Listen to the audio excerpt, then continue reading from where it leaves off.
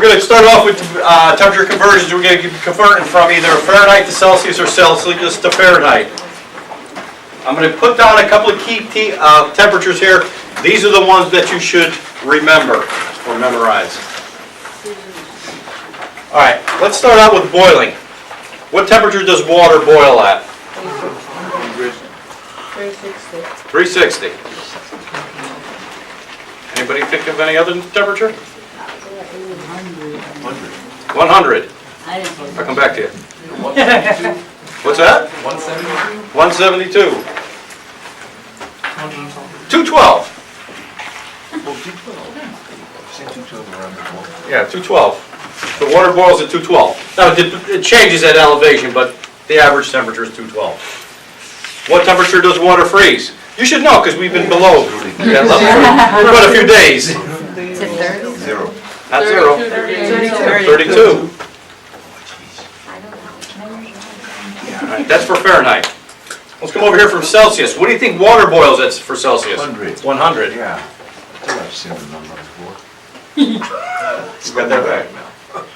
And what temperature does water freeze at in Celsius? Zero. Zero. Okay. What do we notice about this? Which one has more units? Fahrenheit, right? Fahrenheit.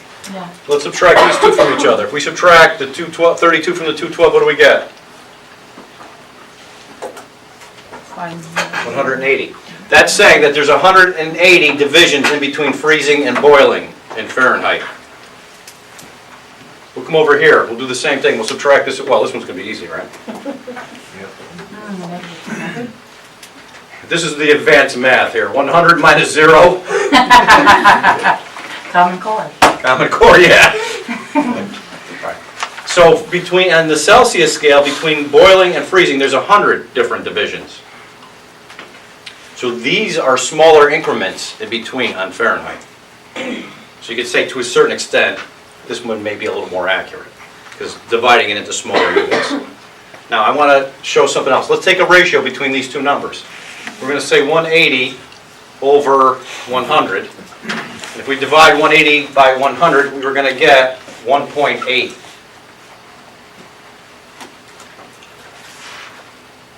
Now we look at this and we can say, well, it's approximately 2.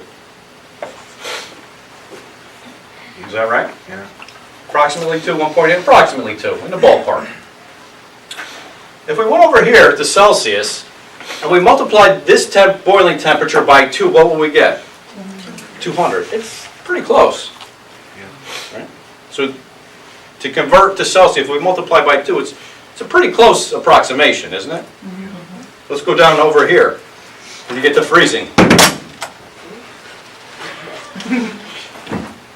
If we multiply this by 2, what do we get? 0. Okay, it's not so good on the bottom end here.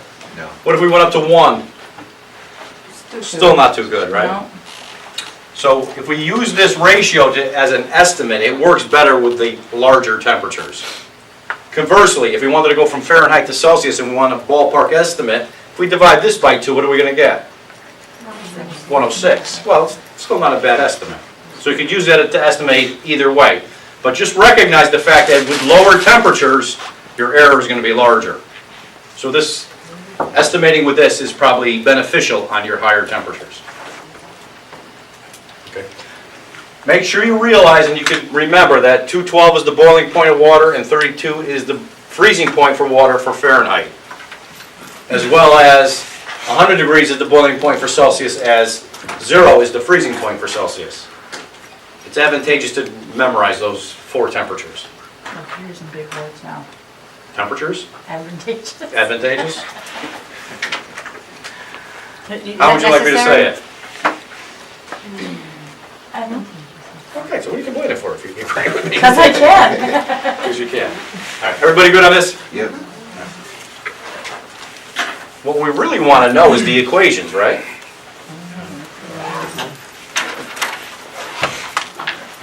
Let's say we're going to go to Fahrenheit. The equation we're going to use is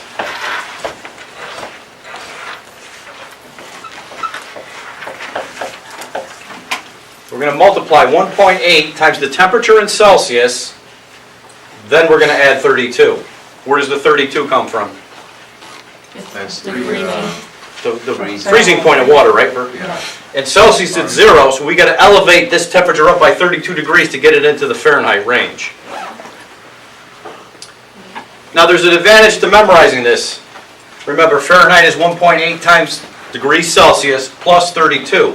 When we're converting from Celsius, or from Fahrenheit to Celsius, it's just the opposite. So let's say, what's the temperature going to be? Well, here, we're multiplying by 1.8. In this equation, we're going to divide by 1.8. Technically, here, we're adding 32. Over here, we're going to subtract 32. 32. This is, we do it like this. The only difference is over here, we got to put this in parentheses. We have to do this computation before we do this computation. That's the only key. Now the reason why I like this is the opposite of this, and we're multiplying by a decimal here. If you look in your book, I think they use this equation, don't they? 9.5.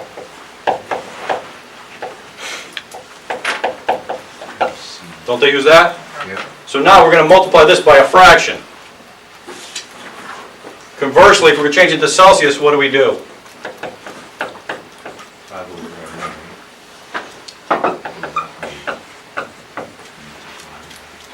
We have to inverse the fraction and then multiply. So functionally, if you take 9 and divide it by 5, you're going to get 1.8. So this ratio is the same as this number. I just think in my mind it's easier to remember these two than it is to use and memorize these two. Some of you probably from your science classes probably use this. If you're proficient and you feel comfortable with it, continue to do so. It won't give you the wrong answers. But from my rationale, I just think these are better. Okay. When I'm demonstrating in class, this is what I'm going to use. Don't erase it? No. All right.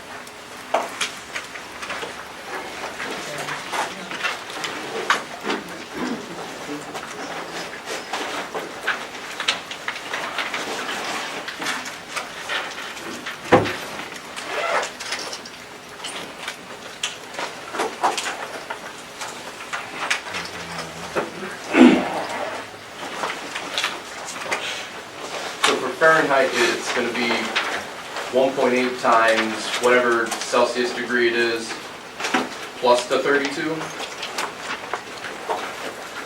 If you're trying to derive Fahrenheit from Celsius, Yeah. you got to do the multiplication first, then add the 32. And then it's the opposite for Celsius. For Celsius, you subtract it first, then you divide by 1.8. We're going to go over a couple examples, Mo. 100 degrees Fahrenheit. You want to convert that to Celsius.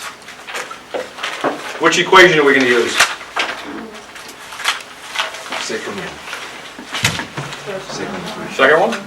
Yeah, because this is going to convert Fahrenheit to Celsius. This is what we're going to end up with. So I like to write the equation.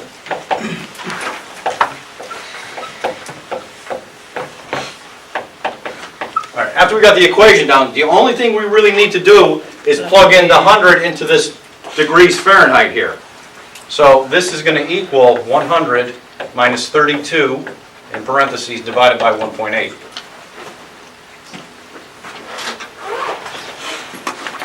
Now, this is going to equal 100 minus 32 is going to give us what? So it's going to be 68 divided by 1.8. 37.777. All right, slow down, Penelope. Hold on. All right, I'll come back here, relax. Next step, we're going to divide it out. We're going to get what, Penelope? 37.77770. All right, temperature should always be rounded to tenths.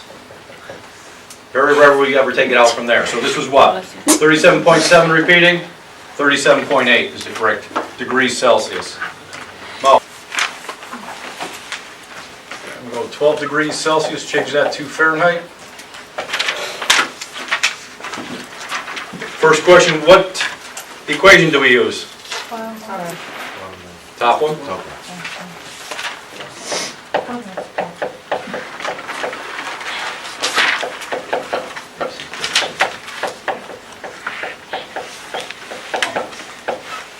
All right, all I did was take the degrees Celsius, plug it in. 12 in there, Okay. 1.8 times 12 is going to give us what?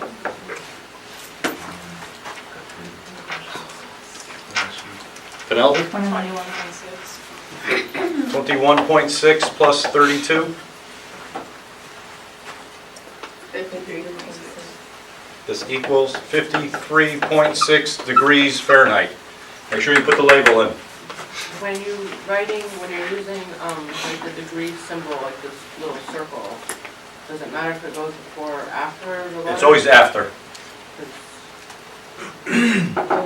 Oh, what I, After is before, right? if you have a number, it goes on the right. Okay, I'm putting it here because I'm trying to show degrees Fahrenheit. okay. Everybody clear on that one? Don't erase the second one.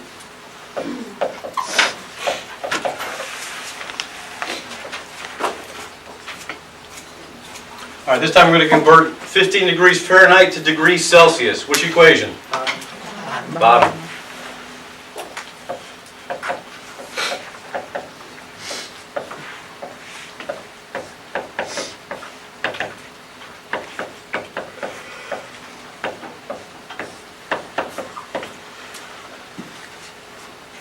Okay. 15 degrees Fahrenheit goes in for the degrees Fahrenheit. We got 15 minus 32. What is that going to equal? Negative 17. Now let's take negative 17 and divide that by 1.8. 2.8 negative. Negative what? 2.8. 2.777, so 2.8. 2.8? No. I have 12.2. Hold on. Yeah, that's what I have. All right, this is going to be what? Degrees Celsius. Wait a minute. Wait a minute. This is a positive number. This is a negative number. How do you explain that? Because it's below 32. Very good. This is below freezing, right? This is below... Celsius freezes at 0, so any temperature that's freezing is going to be negative. So this is why this is negative 9.4. Is there a way to check your work?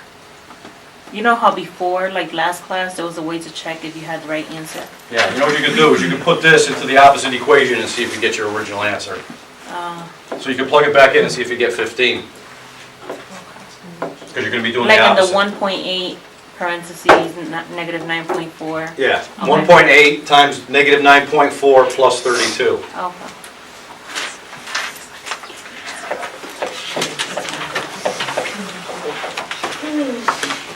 All right, which equation? second one. Second one again, oh.